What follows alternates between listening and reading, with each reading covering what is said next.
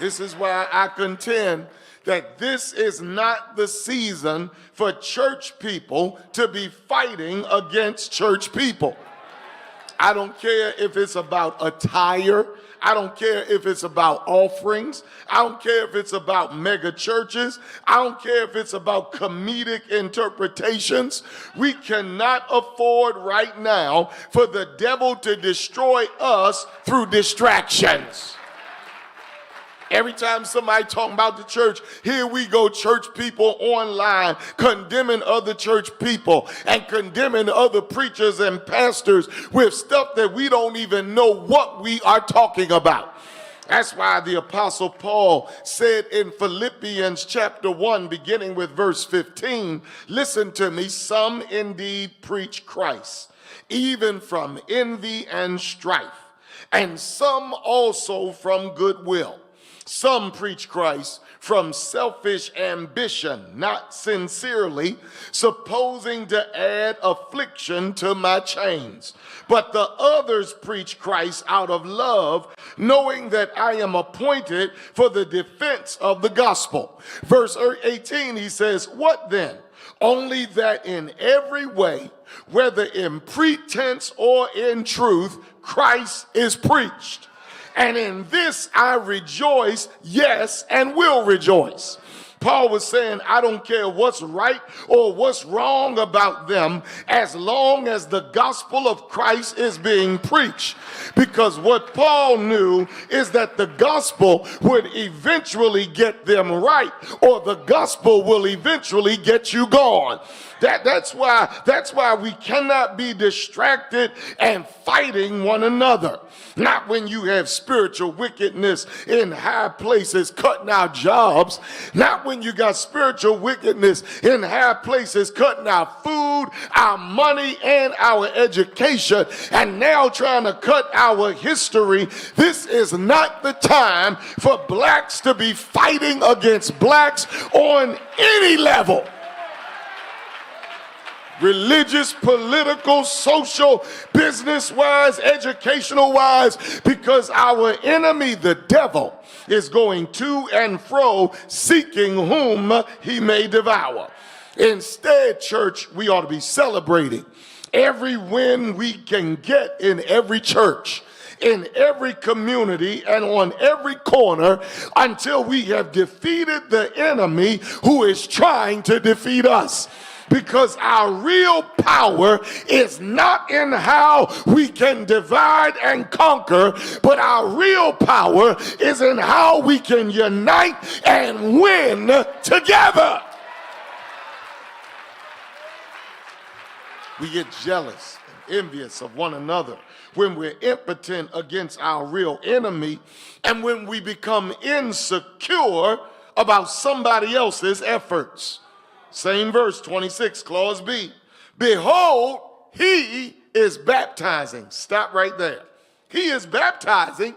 Sounds like they should be celebrating and not complaining. He's changing lives. Sounds like we should be celebrating and not complaining. People are putting down their drugs and their alcohol. People are getting rid of their lustful ways. They're coming into the kingdom. Sounds like we ought to be celebrating and not complaining. But something is wrong with your motivations if you are complaining about somebody else having kingdom success. I don't know about y'all, but I want every church to win souls for Jesus Christ. I want every church to be packed. I want every church to build the communities that are around them. I want every church to be prosperous and to have good success. Why? Because that just makes our city better. That makes our city safer. And that makes our city more productive for everybody. And that's why, help me preach this real good. Look at the person beside you and tell them you should eat crabs and not be crabs. Go ahead. Indwelling power and presence of the Holy Spirit. Subsequently, the Jewish religious leaders could not compete with Jesus. So they started an argument with the disciples of John the Baptist that somehow incited them against Jesus and his disciples. And just like church folk, they took the bait of the enemy and tried to influence John the Baptist to act out of jealousy and envy and shut Jesus down. Instead of them defending their doctrine of baptism and supporting the work of Christ, they sought to destroy their own co-laborers in the ministry.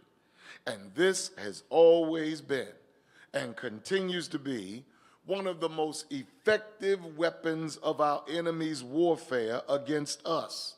And that is to get us to be jealous and envious of one another. He did it with Cain and Abel. He did it with Jacob and Esau. He did it with Joseph and his brothers. He did it with Saul and David. And he was trying to do it with John the Baptist and Jesus. The devil always uses our jealousy and envy of one another to divide and conquer us. He will have you so distracted by what somebody else has until you can't even thank God for what you have. And please don't miss the fact that these Jewish religious leaders were attacking the disciples of John the Baptist based upon the effectiveness of John the Baptist, and now even more so Jesus and his disciples. And it was all so that both sets of disciples could kill each other so that their religious way of purification could prevail. Now, I need to park here parenthetically and ask, why is it so easy for the devil to put us against each other and make us jealous and envious of one another to the point where we try to eliminate one another? Ask the person beside you, look them directly in the eye and say, why are you jealous of me? Go ahead. I know you think I don't know. I know you think I ain't heard what you said about, why are you jealous of me? Why? And while they won't tell you why they're jealous of you, this text will. According to this text, we get jealous and envious of each other when we are impotent against our real enemy. That's what verse 26, clause A says, and they came to John and said to him, Rabbi, he who was with you beyond the Jordan, to whom you have testified. Wait a minute, he who?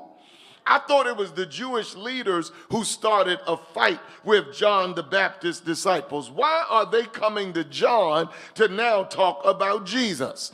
Jesus hadn't done anything to them, but sometimes people will pick a fight with you because it seems easier to fight you than to fight the people who are actually picking on them.